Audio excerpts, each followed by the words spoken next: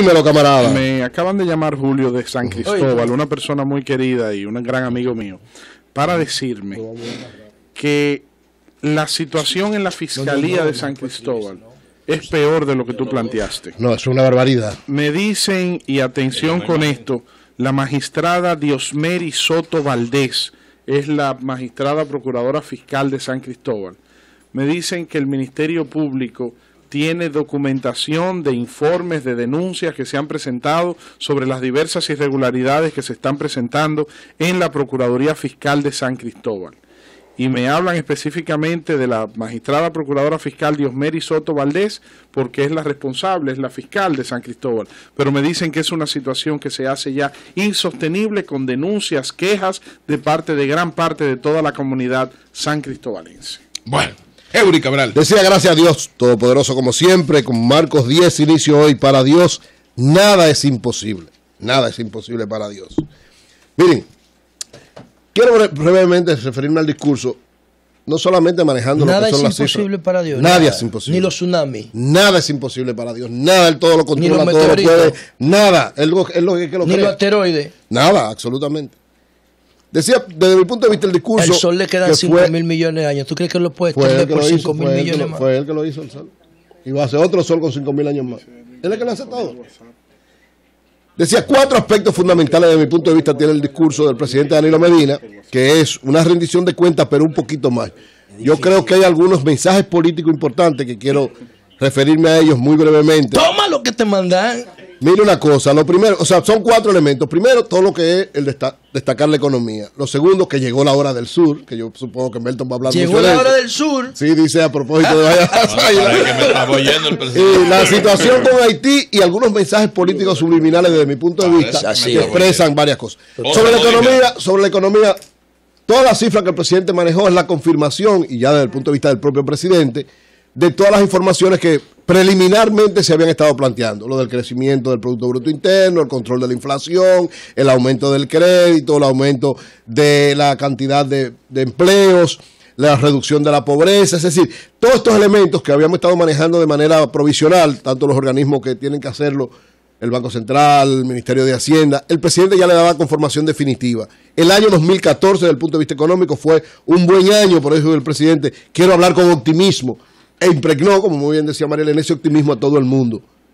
Usted puede estar o no de acuerdo con algunas cifras, pero el presidente ha trabajado para que ese cuadro económico sea cada vez más positivo para lo que él hace. ¿Qué es lo que él hace? Tratar de llegar a la gente, hacer un gobierno con políticas públicas que beneficien a la población, y ese cuadro económico que él dibuja con todas esas cifras que ya nosotros habíamos manejado y no voy a repetir, conforman eso. Yo solamente quiero destacar lo que se refirió al Banco de Reservas.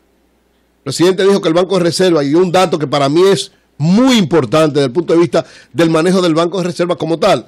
Dice que el 72% de la cartera del Banco de Reserva es privada. 72%. Tradicionalmente se cree que el Banco de Reserva, como es el Banco del Estado, la mayor parte de sus clientes son del Estado. No, el 72%, es decir, casi la 2/3 partes de los clientes del Banco de Reserva son privados. Y lógicamente ha habido una reestructuración, ha habido una ampliación, ha habido aumento de su capital, y dice que hoy está el Banco de Reserva como nunca había estado en su historia. Yo creo que eso es importante destacar. Lo referente a Haití, me parece que el presidente se manejó con mucho cuidado, como ha sido su política. Mucho cuidado, mucha firmeza frente a diversas cosas. Habló muy bien del Plan Nacional de Regularización y de todo lo que implica, que no va a haber prórroga.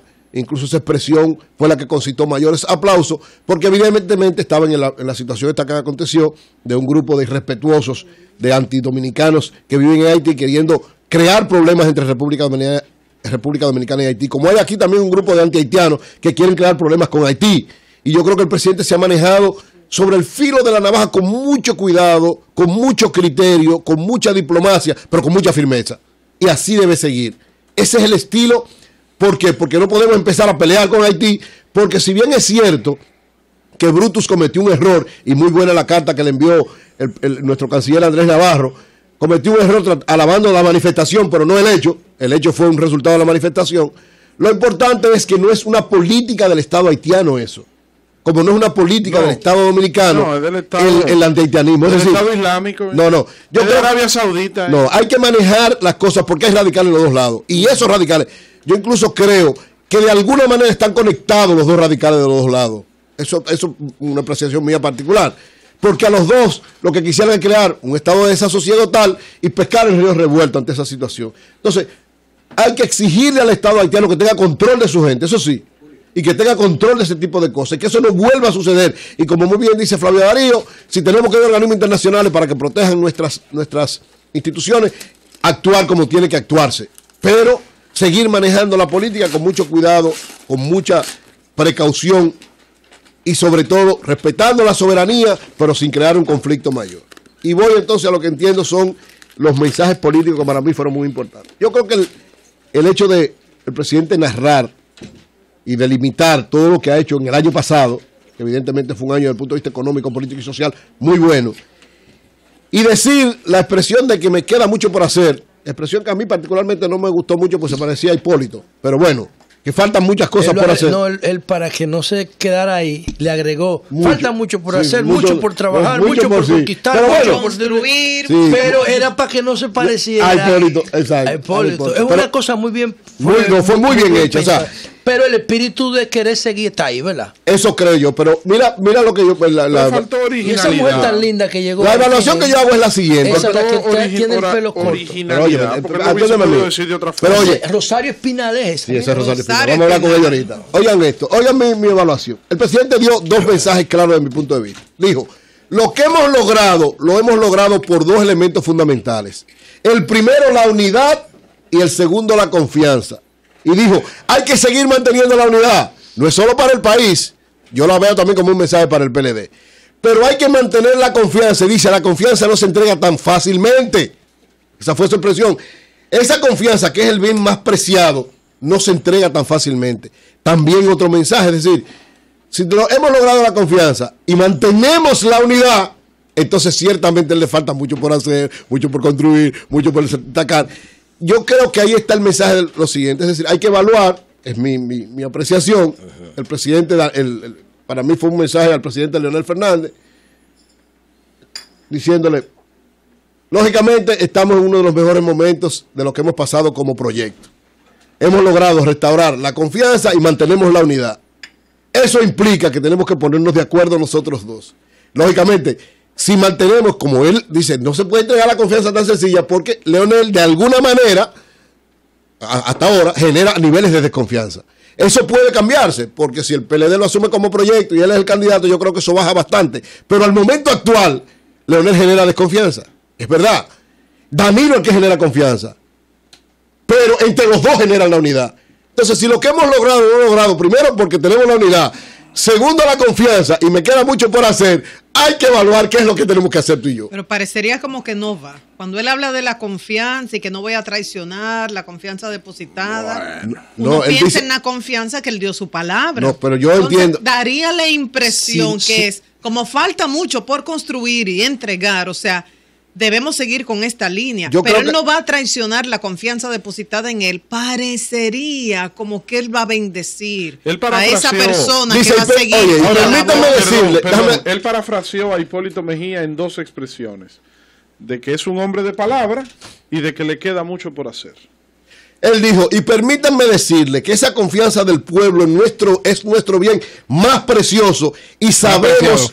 Más preciado. Dice. Más preciado. Bueno, más precioso. No, dice el texto original. Yo pensé que debía ser más preciado, pero el texto original dice más precioso y él dijo también más precioso. Gracias. Y sabemos que no se entrega ciegamente. O sea, ahí tú puedes entenderla de las dos maneras.